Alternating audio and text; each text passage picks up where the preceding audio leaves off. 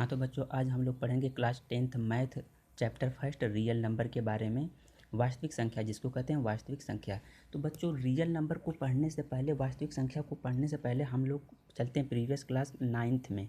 वहाँ पे हम लोग पढ़े थे नेचुरल नंबर के बारे में, होल नंबर के बारे में, इंटीजर्स नंबर, रेशनल नंबर और इरेशनल नंबर, यानी प्राकृतिक संख्या, पूर्ण संख्या, पूर्णांक संख्या, परिमेय संख्या, अपरिमेय संख्या के बारे में पढ़े थे। तो इसको पढ़ने से पहले हम लोग को इसको समझना अनिवार्य है। जब इसको समझ लेंगे तब उसके बाद अगला जो है रियल नंबर हम लोग को समझ में आएगा।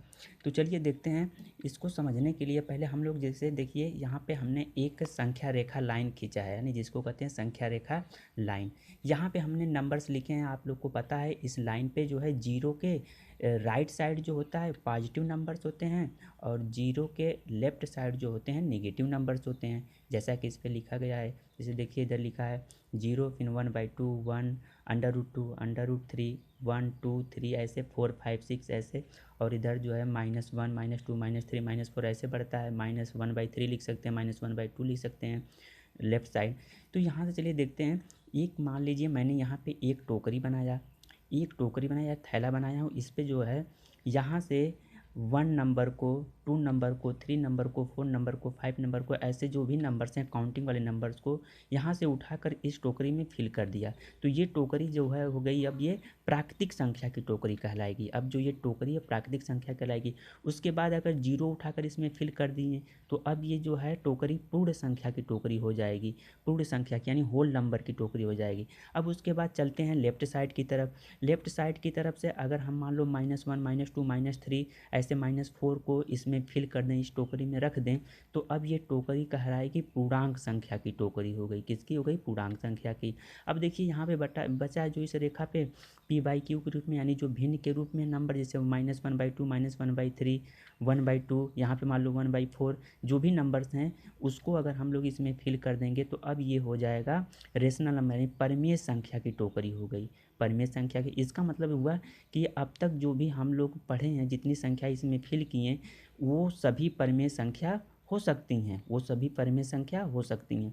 अब उसके बाद जो है अगर हम लोग मान लो अब इस √2/2, √2 है, √3 है, ऐसे मान लो √5, √7 ऐसे नंबर को अगर इसमें फिल कर देंगे तो अब जो है ये टोकरी हो जाएगी वास्तविक संख्या की टोकरी। किसकी टोकरी हो जाएगी?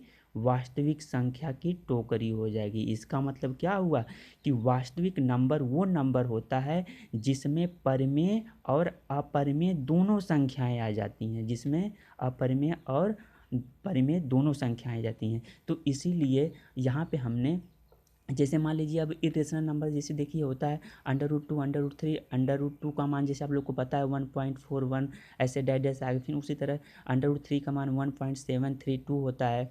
पाई भी हमारा इरेशनल नंबर यानी अपरिमेय संख्या है।